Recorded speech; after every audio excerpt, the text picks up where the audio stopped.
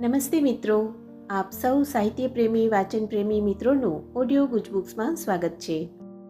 અત્યારે આપણે વાંચી રહ્યા છીએ વર્ષના પ્રત્યેક દિવસ માટે એક એમ 365 સુંદર સંદેશાઓ સાથેનું આ અદ્ભુત પુસ્તક ઉઘડતા દ્વાર અંતરના. જુલાઈ 2. કોઈ બાબતની તમે જ્યાં સુધી કસોટી ન કરો ત્યાં સુધી એને પુરવાર ન કરી શકો.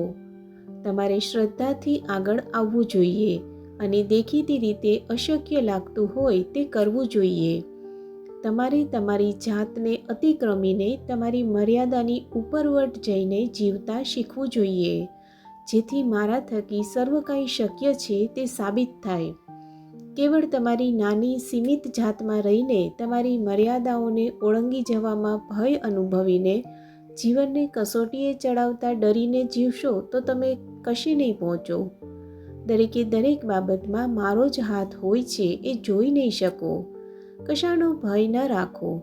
માત્ર એટલું જાણી લો કે હું સદાય તમારી સાથે છું અને તમને દરેક પગલે દોરીશ અને માર્ગદર્શન આપીશ.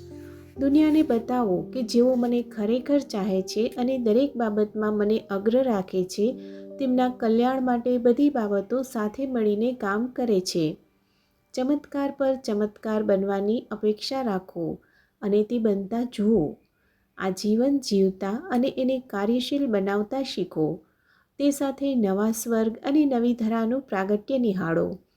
એક પછી એક અદ્ભુત બાબતો બનતી આવતી જુઓ, કારણ કે તમે એ બધું વ્યવહારમાં ઉતારો છો અને તે પ્રમાણે જીવો છો. આપનો આજનો દિવસ શુભ રહે.